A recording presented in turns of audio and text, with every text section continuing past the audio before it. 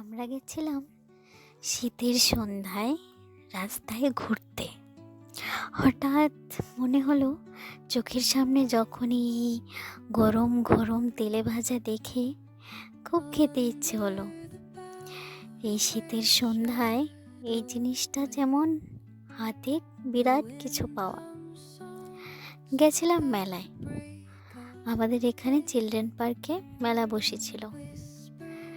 মেলা থেকে বেরিয়ে আমরা এখানে এসে বসলাম। কত রকমের নানা রকম তেলে ভাজা বিক্রি হচ্ছে, আর সব একদম ফ্রেশ। চোখের সামনেই ওরা ভেজে ভেজে তারপর দিচ্ছিল গরম গরম। মুখের স্বাদকে একদম পাল্টে দিল। মনে ভয়ও হচ্ছিল অ্যাসিডিটি না হয়ে যায়, কিন্তু সত্যি বলতে কি একদম কিছু হয়নি। খুব ভালো লাগলো। মনে পড়ে গেল আমরা ছোটবেলায় স্বপ্ন দেখতাম, যখন আমরা সব বন্ধুরা, আমি, আমার 3 জন বান্ধবী, আমরা স্বপ্ন দেখতাম একসাথে আমরা ঘুরতে যাব কোথাও গিয়ে, সেখানে আমরা এভাবে কোনো এক শীতের সকালে চা খাবো, এমন কিছু তেলে ভাজা নিয়ে আমরা নিজেদের কোয়ালিটি টাইম স্পেন্ড করব। ওই সব আর এখন হয়ে ওঠেনি। তখন ছোট ছিলাম, হাতে অত টাকা পয়সা ছিল না। আর এখন যখন কিছু টাকা হয়েছে, এখন আর বন্ধুদের কাছেও তেমন টাইম নেই। যাই হোক, জিনিসটা এখন আমি আমার হাজবেন্ডের সাথেই করলাম। দুজনে মিলে কখন যে প্লেটের পর প্লেট শেষ করলাম কিছুই বলতে পারলাম না।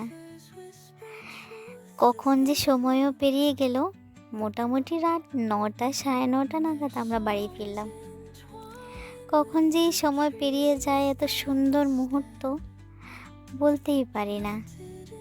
কেন জানি এই সুন্দর মুহূর্তগুলি তাড়াতাড়ি চলে যায়। কখনো কখনো বসে বসে ভাবি, সুন্দর মুহূর্ত তাড়াতাড়ি চলে যায়, নাকি তখন আমরা খেয়ালই করি না যে সময় যাচ্ছে। কারণ সব সময় তো একই রকম যায়। যখন আমাদের সময় খারাপ থাকে, তখন আমরা শুধু সময়ের দিকেই তাকিয়ে বসে থাকি যে কখন এই সময়টা পার হবে, তাই সময়টা একটু বেশি মনে হয়। কিন্তু যখন আমাদের কিছু ভালো লাগে, তখন আমরা ওই জিনিসে এত হারিয়ে যাই যে ভুলে যাই কখনই অতটা লম্বা সময় পেরিয়ে গেছে। যাই হোক, বলতে বলতে দুজনে অনেক খেলাম। সব রকমের তেলে ভাজা ছিল, অনেকগুলোর আমি নামও জানি না। ওই এখানের পাহাড়ি খাবার দাবার, আমরা বাঙালিরা অত সব চিনি না। একটা জিনিসের ভাজা খুব ভালো লাগলো আমার। ওনাকে জিজ্ঞেস করে নিলাম এই পাতাটাকে কি বলে, কি নাম। চিকন চিকন ঘাসের মতো, কিন্তু আবার ঘাসও না। ফ্লেভারটা দুর্দান্ত লেগেছে আমার। ওনাকে জিজ্ঞেস করার তো উনি বললো এটার নাম নাকি জেনাম। বাড়িতে এসে আমি অবশ্য অনলাইন সার্চ করেছি যে এই জেনামটা কি, আমাদের আশেপাশে আছে কিনা, হয়তো বা আমি দেখেছি, আমি চিনতে পারি না যে এটার এত ভালোভাবে এটাকে ব্যবহার করা যায়। পরে দেখি না, আমি তো দেখিনি, কিন্তু অনলাইন ঠিকই খুঁজে বের করেছি। হ্যাঁ, ওদের ট্রাইবেলদের কিছু একটা ওরা এসব চাষ করে, মনে হয় বাড়িতে লাগায়। বাড়িতে বাবাকেও জিজ্ঞেস করেছি এটা চিনে কিনা, বলল হ্যাঁ এটা ওদের বাড়িতে থাকে, ওরাই এসবের করে, আমরা তো অত কিছু চিনি না।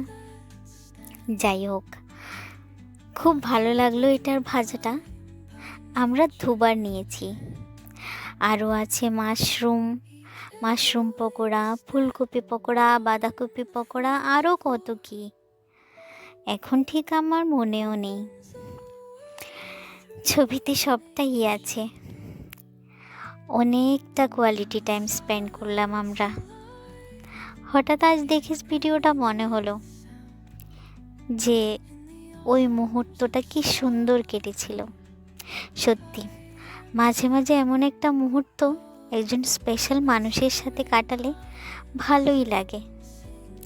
সাথে ছিল আরও আনলিমিটেড, সেটাই কি বলে, কাসুন্দি, তারপর টমেটো কেচাপ, নিজের মতো করে দেওয়া। আপনার যত ইচ্ছা তত নিয়ে নিন। কেমন জানি একটু খুব ভালো লেগে উঠলো আমার কাছে ব্যাপারটা। নিজের মতো করে নিলাম, নিজের মতো করে খেলাম। উনিও একটু কিছু বলেনি, ওনার মতো করেই দিচ্ছে। এখন মনে হলো যেমন একটা ঘরোয়া পরিবেশ। আমরা অতিথি গেছি ওনার এখানে, উনি আমাদেরকে আপ্যায়ন করছে। হ্যাঁ, শেষে টাকাটা দিয়ে এসছি, কিন্তু অতিথির মতোই লেগেছে। যাই হোক, আমি মনে করি সবাইকেই নিজের জীবন থেকে কিছুটা টাইম বের করে এরকম একটু কোয়ালিটি টাইম স্পেন্ড করা অনেক দরকার।